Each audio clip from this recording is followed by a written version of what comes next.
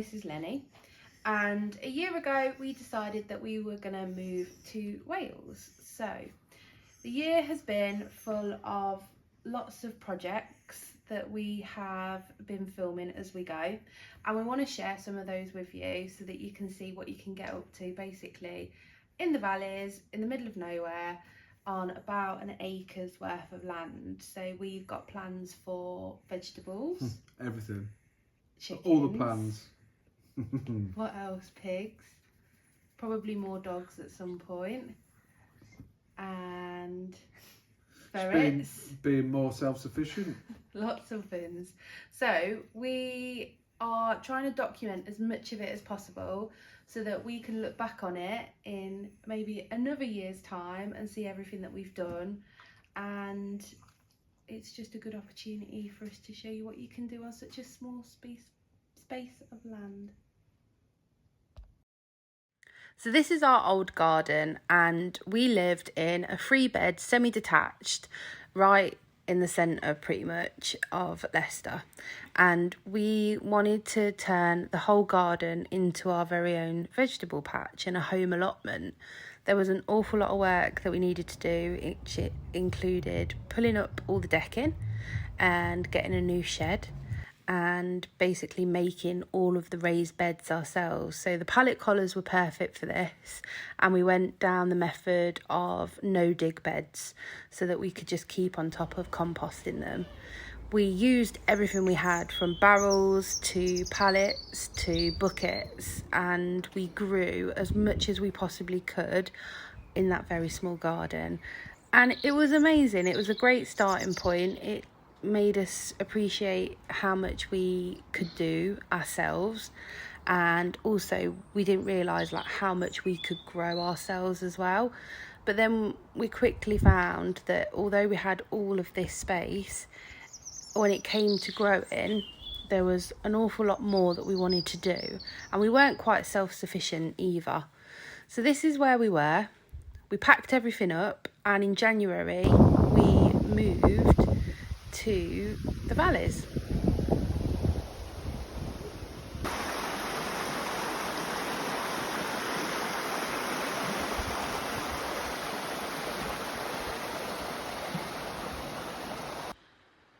So that's the drive,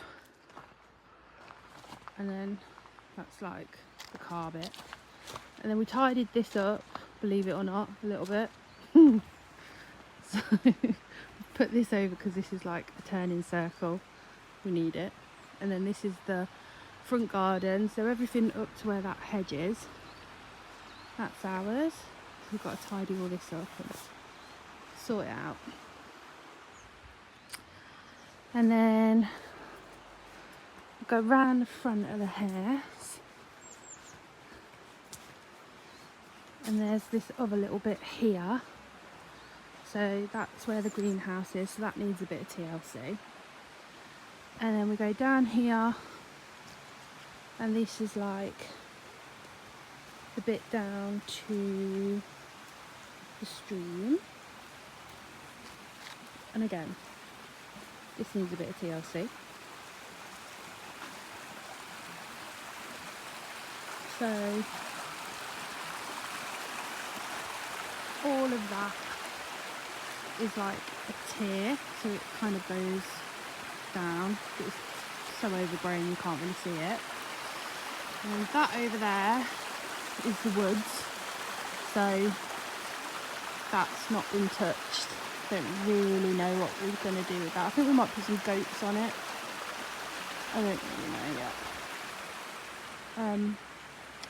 Hold on. So this is the view from the kitchen window, and then up here, there's like the bridge. That's the road, and then that goes up out into town. Matt started clearing the path. So if you go down here, follow the yellow brick road, follow the yellow brick road. There's this delightful shed. Haven't been in there for obvious reasons. There's this great big tree that's kind of hanging at the side of the bank, which also needs sorting because it just looks a bit dodgy, doesn't it? This is Matt's donkey shed. There's Matt. What are you doing, babe? What are you doing? So this was one of our first projects, obviously not done here, but Emma wanted a greenhouse. It was on the wish list, but there was quite a bit of work to do, which we thought it was going to be easy, but it was not. It'd been left neglected a little bit, but didn't deter us. We kind of said, well, we've done the other garden, we can do this. And yeah, as you can see, quite a lot of work needed for it. As we started going round the garden and doing bits, we started finding wildlife where we thought this was an adder. It absolutely is not an adder. Slow worms, which are pretty cool. So we started with an easy project, which was Emma's bug house, which is absolutely amazing. Once the greenhouse was done, I was desperate to get the vegetable beds in, and we had so many pallet collars that we'd either brought from our old house or that we'd found lying about. Right. So we got all of the vegetable bed pretty much sorted. We got the buckets in, and then we got back to clearing, and the weeds have been horrendous. Ivy, stinging nettles, everything in between is just constant. These are the vegetable beds once we'd got them all down and all settled, and then we started on the shed. This year we've been spoilt by the weather, and we've got natural pools near us. We've got cows that we got caught up in the traffic, sheep. The dogs have completely settled in and they absolutely love it here, and they've got so much space to enjoy and roam. So even though it was our first year, we did bring the buckets and we did our spuds, which we managed to get, I think, maybe 3 or 4 buckets of. Mm-hmm. And yeah, which we were absolutely buzzing at. The smaller potatoes is what next door gave us, which were very nice. This is us putting up the shed we brought from the old house, which was a full afternoon. Then this was the hedge down the drive to the side of the paddock, which was a big job.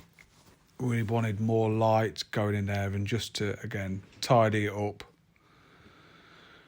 Quite a long job, quite tiring. It hasn't been all sunshine and glorious days. The stream does get really full when it rains, and it does rain. Some days we've literally not even been able to leave the house. But for the majority, it's been lovely and sunny and dry. We've already got so much from the land, from apples, hazelnuts and vegetables.